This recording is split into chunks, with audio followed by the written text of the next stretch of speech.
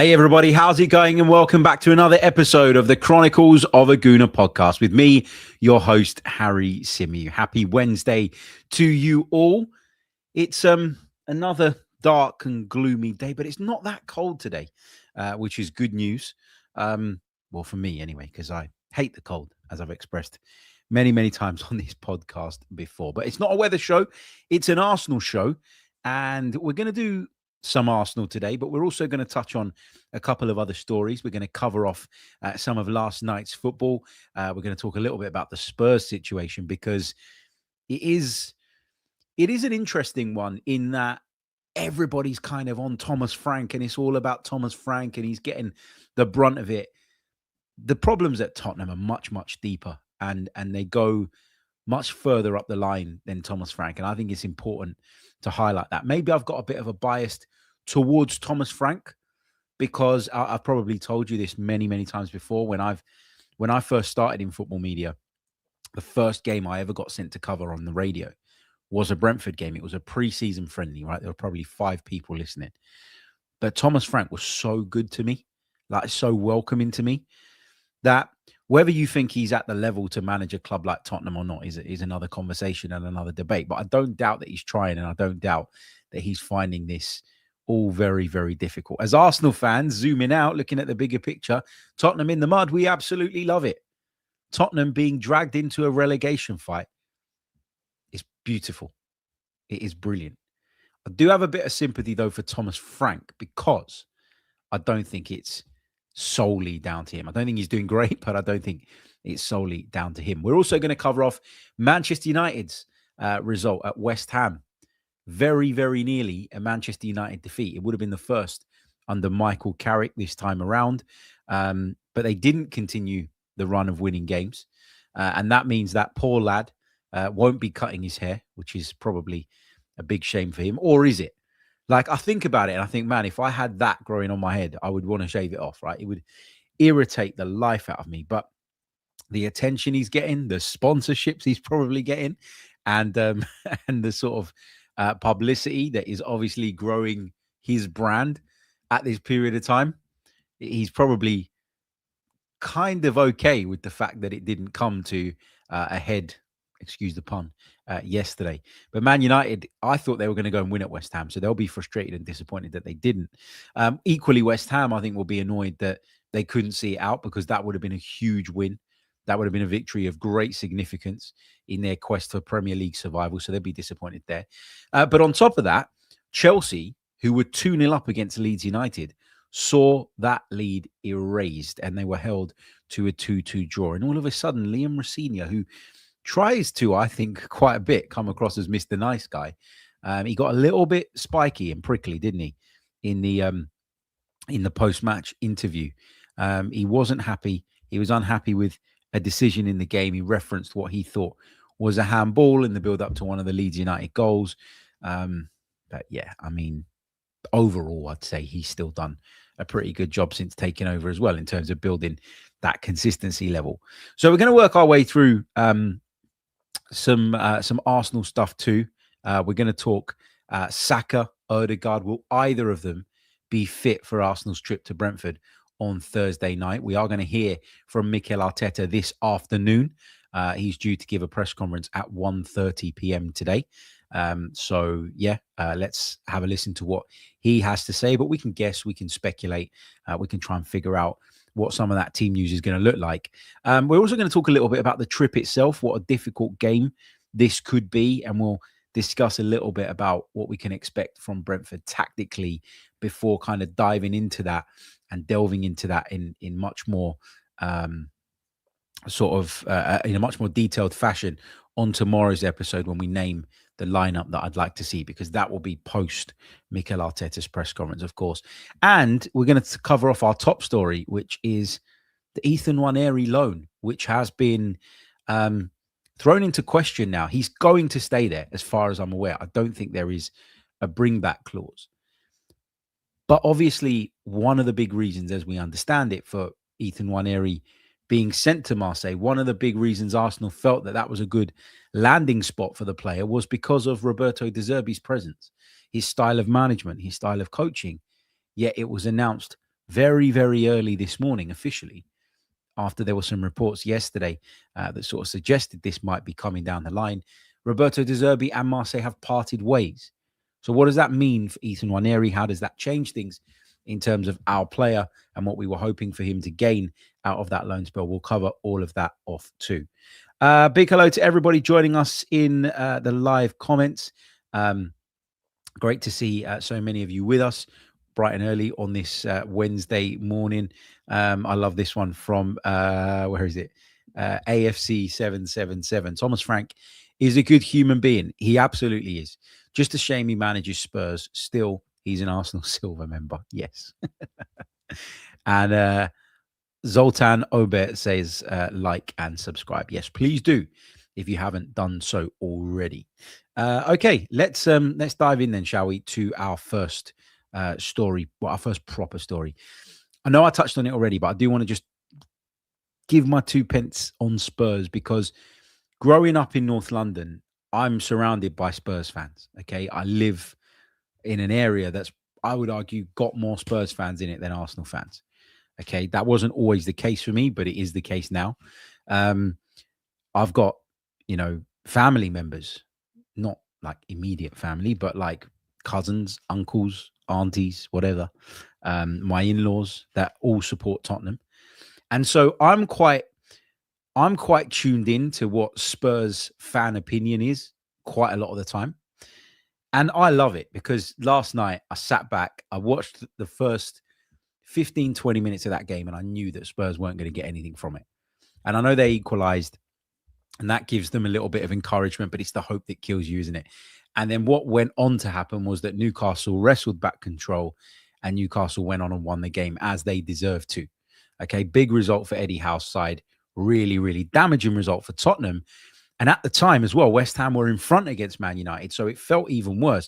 There would have been Spurs fans inside the stadium sort of opening up their apps, looking at the Premier League table, seeing a picture that was far worse than the one it ended up being, just points-wise, and in terms of how close they are to the drop zone, and who were really panicked, really frustrated, and really, really annoyed. I think the fan opinion around Thomas Frank has been quite negative for quite some time. And look, I get it. Thomas Frank's not done a great job at Tottenham. Okay, you look at the results, they're struggling. You look at the performances, a lot of the time they are dire. It isn't this attacking brand of football that Spurs fans demand.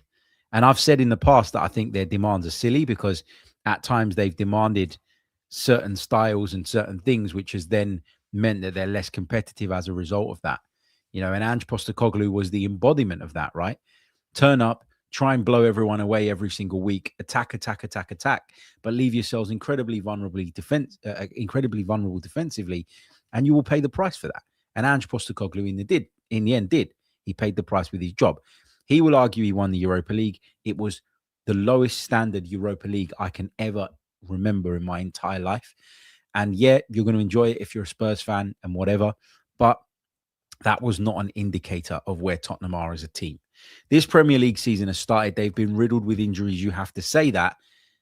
But I think the bigger problem is that the transfer business that they have done over the last few windows has been abysmal. Abysmal. Really, really, really poor. And we know that managers at Tottenham don't always have a full say in that. Daniel Levy's gone now. You can't hide behind the Daniel Levy excuse, but what you can do is say that the club are not ambitious enough. And so while I think Thomas Frank is doing poorly and isn't getting it right, and tactically is probably not compatible with what Spurs, A, think they are, and B, what the fans want to see when they turn up to that shiny new stadium.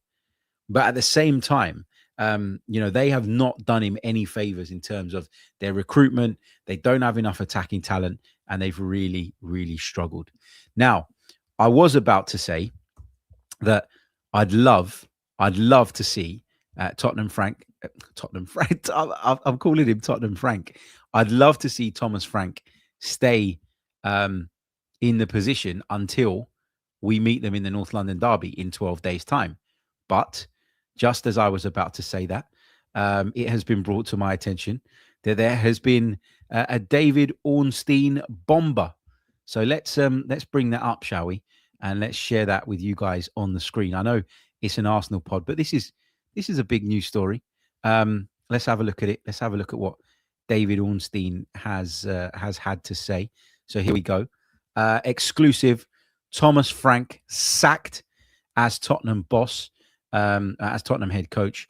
Tottenham working through various contingencies to replace the 52-year-old Dane, as the club sit 14th in the Premier League, 5 points above relegation zone after 2 wins from 17 matches.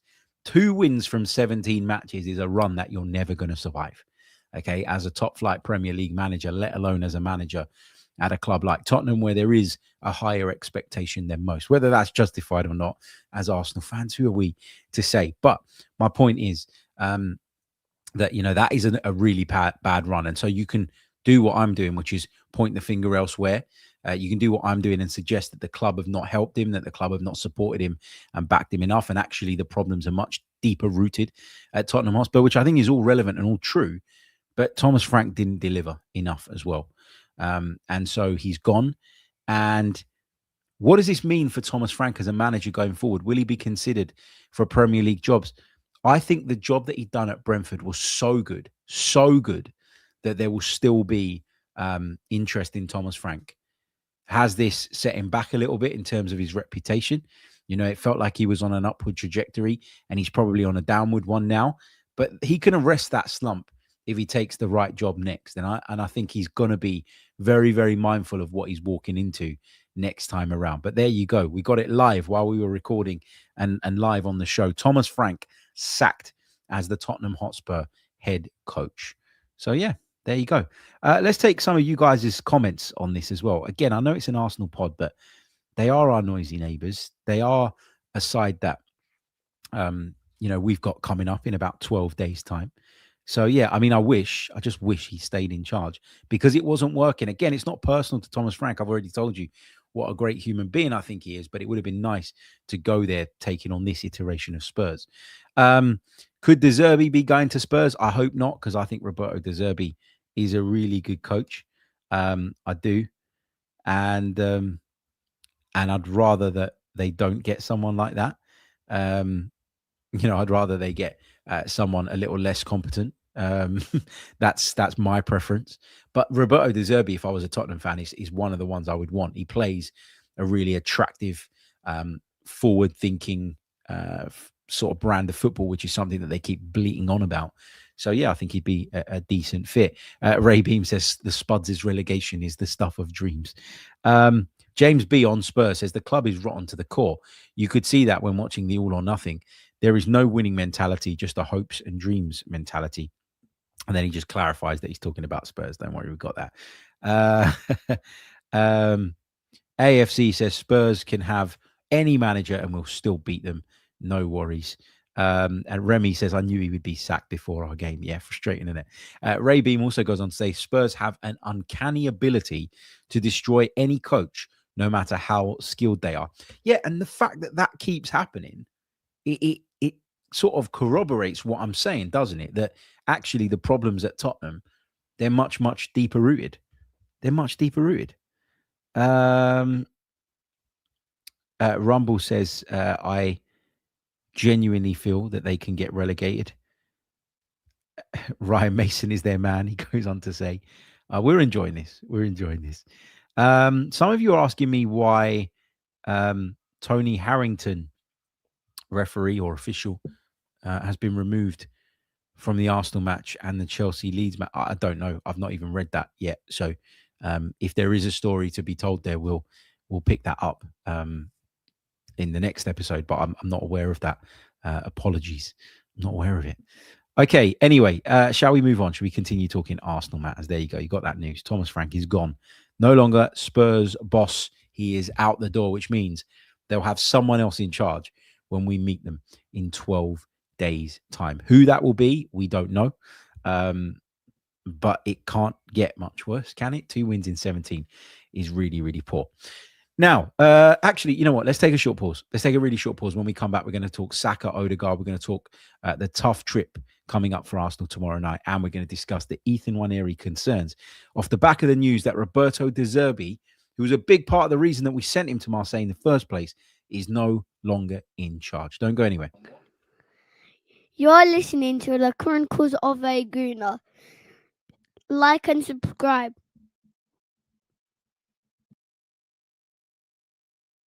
That's right. You're listening to the Chronicles of a Gooner with me, Harry Symeou. Like and subscribe. If you're with us on YouTube, if you're with us on Apple or Spotify, please do leave us a review. And if you'd like to go one further, you can support us by joining us on Patreon. And we're going to have more Patreon content coming your way over the next few days. As I said yesterday, with the increase in number of patrons, it is now imperative that we up the output of Patreon content. So do get involved. If you haven't done so already, patreon.com/the Chronicles of a Gooner. The link is in the description below. And if we beat Brentford, we'll apply another little discount to the patron proposition over the next few days. So keep your eyes peeled for that. Okay, let's talk a little bit about both Bukayo Saka and Martin Odegaard. Now, they're both injured. Mikel Arteta said that Odegaard was days away. That was going into the last fixture against Sunderland. There were some reports that Saka would be out for a little bit longer, that we were looking at Bukayo Saka as potentially returning for this North London derby. There might be a feeling that if there's any potential risk, we will leave him until that game, because Noni Madueke is doing fine at the moment, and Arsenal are doing okay without Bukayo Saka. And that comfort that we now have and feel when it comes to, bringing in different options, that means that you can protect your key players, because I think Bukayo Saka is going to have a massive role to play if Arsenal are going to go on and win this Premier League title, if we're going to go far in the Champions League, if we're going to go far in the FA Cup, if we're going to win this League Cup. Bukayo Saka has a mega role to play. And so what I want to see is him protected and taken care of as best as possible. Now, if he's absolutely fine and you want to bring him back into the squad for Brentford, then do that. Only the medical staff, only Bukayo really and truly know whether he's ready for that. But I think the fact that we've got Madueke playing the way he is, generally speaking, at the moment, that Martinelli has taken up that right-hand side position quite a bit recently off the bench and done it really well, I think that gives me a comfort in the idea of just, taking a little bit more caution and being a little bit safer in our approach with regards to Bukayo Saka. It's not like we're sort of sitting here with a sort of an unknown quantity playing on the right flank and without the depth to really cover that injury, and it's really having an impact and hampering the team. I would argue that we've seen some really good attacking performances of late, none of which involved him. And that means that, we can feel comfortable in the idea of just wrapping him up in cotton wool ahead of this game. With Martin Odegaard, I'm slightly more confident that he could play a role in the game at Brentford on Thursday night. Now, again, we're going to hear from Mikel Arteta in about 3.5 hours' time. So he might come out and say something completely to the contrary of that. So I'm just pre-warning you. But yeah, I think that it's much more likely that Martin Odegaard of the two is the one that returns for that trip to Brentford. Now, what can we expect from the Bees under Keith Andrews? We were just talking about Thomas Frank, which is quite a nice segue into the subject and topic of Brentford. And I think a lot of us felt that when Frank left, when Mbeumo left, when Visser left, when Norgard left, all key players and key figures at that football club, that they would struggle, that they would be among the relegation candidates. And under Keith Andrews, they have been nothing short of outstanding. They've been physical, they've been organized, they've been robust. Igor Jesus is scoring goal. Is it Igor Jesus or Igor Thiago? I get those two players mixed up. Hold on. Let me just check this, because I always get those two mixed up for whatever. Igor Thiago, there you go. I always get those two mixed up.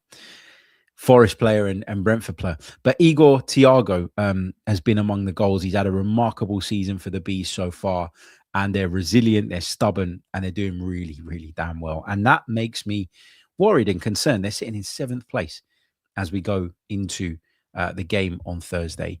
And I think that is just an incredible position to be in when you had your team pulled apart the way it was in the summer, appointed or promoted from within, ultimately a rookie manager. And he's, in his first season of Premier League football producing this. I think he deserves the tip of the hat and a lot of credit. So I feel like Brentford is one of those places where we went once when they first got promoted, we got beat, and then it sort of became seen as this bogey fixture for us. At least that was the perception. Actually, our record there after that was quite good, but this feels like as strong a Brentford side as we've probably faced in the last few years. And that sounds a little bit weird because, as I've mentioned, they lost those players. But the ones that have come in, the ones that have stepped up from within, have just done a remarkable job of not just providing continuity or sort of stabilizing things, but going one better and putting the club in a position where they're competing for a European spot. You have got to take them seriously. You have got to give them their dues, and you've got to pay them the respect that they deserve. But as I say, we'll look into the ins and outs of the way that they play, the ins and outs of the way that they'll probably approach the game on tomorrow's pod when we talk about the lineup. Just having a quick look at some of the comments. Guitar Solo keeps saying that we need to get loads and loads of moderators for this channel. We're getting spammed. I can't see any spam today. I have seen it from time to time, but what channel doesn't get that? If people want to be mods, I've said it before, let me know. And when I get a chance, I'll sit and appoint. But I'm only going to appoint people that are like that. I don't know anyone personally, but whose accounts I look at on a daily basis. When I say that, I look at them. I see your interactions with everyone else in the chat. I'm only going to appoint people that are respectful. I'm not going to appoint people that are just going to kick others out of the chat because they disagree with them. If you're interested, and I know a few of you have expressed interest in it before, so I'll go back and I'll have a look at those messages and stuff, and we'll appoint some people. But I don't think the chat's that bad today in terms of spam. It's not a real concern of mine at this moment in time. But anyway, let's move on, shall we? And let's talk about this Ethan Nwaneri stuff, because this is the headline for today. This is the main Arsenal story. Look, I wonder what kind of impact this is going to have. Roberto De Zerbi's departure is undoubtedly a blow for Arsenal, for Ethan Nwaneri, because as far as I understand it, Roberto De Zerbi being the man in charge was a big factor in Arsenal's decision to allow Ethan Nwaneri to join Marseille. Now, my understanding of it was that they were open to a loan because they acknowledged the player also felt that he needed to be playing more, but they were only going to let him go out on the right loan. And the right loan is not always easy to find. One example that Arsenal got badly wrong in the past that always sticks in my mind is when we sent Serge Gnabry to West Brom to play under Tony Pulis. I always think back to that and I think, how could we have got it so wrong? And then you look at what Serge Gnabry went on to become when he was in the right environment. And you felt and still feel, I would argue to this day, a sense of regret about how badly wrong we got that. So I'm always very conscious and very wary of when you're sending these players on loan and you want them to develop, especially in the case where it's not just the bump up his value thing so we can sell him, where it is legitimately because you believe this player has a future at your club. You want to, you sort of want to make sure that they're going to the right place. They're going to work under a coach that appreciates them, that understands their strengths and weaknesses, who probably plays a brand of football that will best chime with that player. And Roberto De Zerbi ticked all of those boxes for me.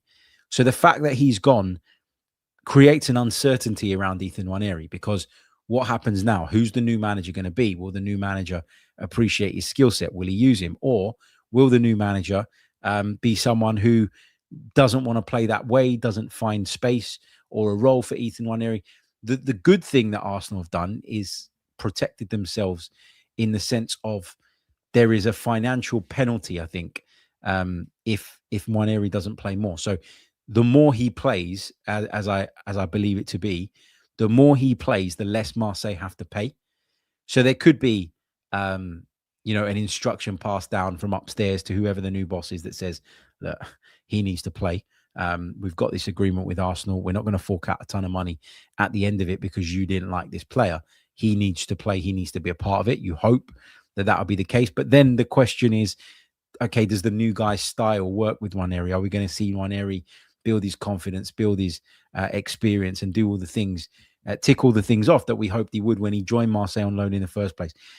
This changes the bigger picture around the Ethan Nwaneri loan, but it's out of your hands as a football club. There's nothing you can do, really, is there?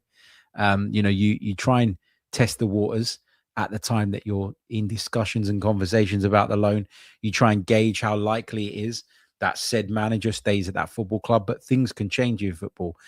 De Zerbi can be quite a volatile character, as we've seen, I think, in the past. And that can mean that very, very quickly he can fall out with someone. A relationship can be completely broken, and that's the end. That's the end of it. So yeah, we're gonna have to wait and see how this pans out. But I do have a little bit of concern and a little bit of worry about what this is going to mean for Ethan Nwaneri, and if he's now going to get the maximum out of this loan spell. As long as he takes something from it, I still think it would be a success. But he needs to play. And I hope he will under whoever takes over. James says, I think all this adversity that Ethan is facing is highly valuable for his development. It can only make him stronger. Having him back at Arsenal and not playing would do him no favors at all. I agree with that. But I think with adversity, I think there's some players that grow from it, learn from it, and really do thrive in those situations. And I think there's others that can't handle it.